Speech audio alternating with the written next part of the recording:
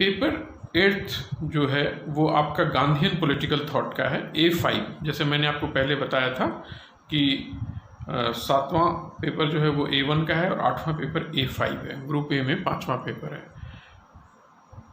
और यही आपका 8वां पेपर है। तो इसमें आप पढ़ते हैं Gandhian political thought. Gandhian political thought जो है गांधीवादी राजनीतिक विचारधारा पर है और इसका यूनिट 1 वो आप पढ़ते हैं जो सोशियो कल्चरल स्ट्रक्चर कि किस प्रकार का सामाजिक सांस्कृतिक संरचना है जो भारतीय राजनीति में, जैसे culture of Indian society, Bharatiya Samaj की संस्कृति, and metaphysical and ideological foundations of Gandhian political thought, यानी गांधीवादी राजनीतिक विचारधारा के आध्यात्मिक एवं वैचारिक नींव क्या है, वैचारिक नींव क्या है उनकी।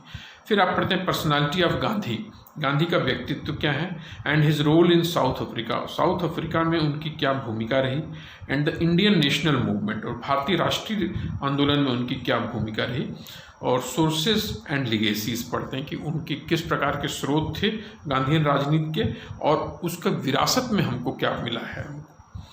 यूनिट 2 में पढ़ते हैं आप idealism and empiricism in Gandhian political thought, Gandhi ji की अपनी राजनीतिक जो विचार उन्होंने बार बार और जगह जगह पर उन्होंने लिखे हैं और प्रस्तुत करते रहे हैं, उसके अंदर क्या आदर्शवादी है और क्या अनुभविक है, इसको कैसे उन्होंने मिश्रित किया है। गांधी अपने अनुभव से सीखते भी थे गांधी जी, और साथ में वो जिस आदर्श को लेकर चल रहे थे उस आदर्श का वो प्रैक्टिस भी करते थे। तो इसलिए हम लोग पढ़ते हैं idealism and empiricism in Gandhian political thought. फिर आप पढ़ते हैं Gandhi's concept of religion, Gandhi के लिए धर्म की अवधारणा क्या है, एंड स्पिरिचुअलाइजेशन ऑफ पॉलिटिक्स, यानी राजनीति का शुद्धिकरण क्या, राजनीति का आध्यात्मिकरण क्या है गांधी जी के अनुसार, और नॉन वायलेंस, अहिंसा, ट्रुथ एंड सत्याग्रह, सत्य एवं सत्याग्रह, ये 3 उनकी प्रमुख अवधारणाएं हैं जिसके बारे में आप यहाँ पर जानकारी प्राप्त करते हैं। यूनिट थर्ड में आप पढ़ते हैं एसेंशियल राइटिंग्स ऑफ गांधी, कि गांधी जी का लेखन क्या था, उनकी जो मूलभूत लेखन के कार्य थे वो क्या थे। तो जिसमें पढ़ते हैं आप हिंद स्वराज, कि हिंद स्वराज क्या है। फिर आप पढ़ते हैं कॉन्सेप्ट्स ऑफ स्वराज, गांधी जी के अनुसार स्वराज की अवधारणा क्या थी, सर्वोदय की अवधारणा क्या थी, ट्रस्टीशिप गांधी जी के अनुसार अवधारणा क्या थी, डिसेंट्रलाइजेशन गांधी जी के अनुसार विकेंद्रीकरण क्या था, एंड ऑटोनोमस विलेज रिपब्लिक्स, स्वायत्त ग्रामीण गणतंत्र। यह एक बहुत महत्वपूर्ण अवधारणाएं हैं जो आपके सामने लिखी हुई हैं, swaraj, sarvodaya, trusteeship, decentralisation and autonomous village republics. ये गांधी जी के द्वारा विकसित की गई कुछ प्रमुख अवधारणाएं हैं जिनको आपको यूनिट 3 में पढ़ना होता है।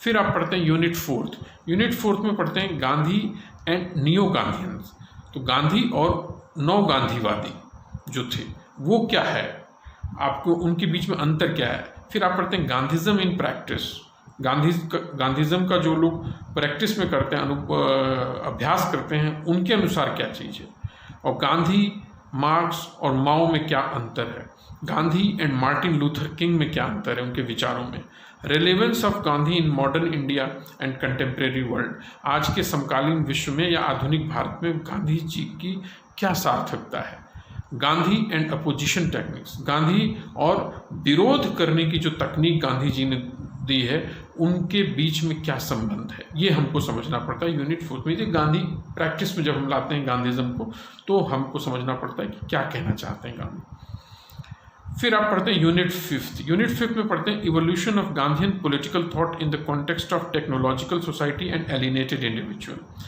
तो यहाँ पे 2 चीज़ें हैं, एक तो है टेक्नोलॉजिकल सोसाइटी और दूसरा है एलिनेटेड इंडिविजुअल। जैसे जैसे दुनिया में टेक्नोलॉजी का डेवलपमेंट हो रहा है, सोसाइटी ज़्यादा टेक्नोलॉजी को इस्तेमाल कर रही है, तो आपको पढ़ना है कि उनके अंदर और एक एलिनेटेड इंडिविजुअल है, हर एक व्यक्ति अलग थलग सा हो गया है, तो उसको हम एलिनेटेड इंडिविजुअल, एक अलग कॉन्सेप्ट है एलिनेटेड इंडिविजुअल का, और ये आपको समझना पड़ेगा। गांधी के जब गांधीज्म को पढ़ेंगे तब आप जानेंगे।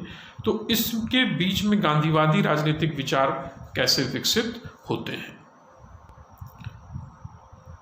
नेक्स्ट टॉपिक आप पढ़ते हैं socio economic philosophy of Gandhi as an answer to problems of east and west, यानी पूर्व के देश और पश्चिम के देशों की जो समस्याएं हैं उनका उत्तर गांधी के सामाजिक आर्थिक दर्शन में दिखाई देता है, ये आप जानने का प्रयास करते हैं।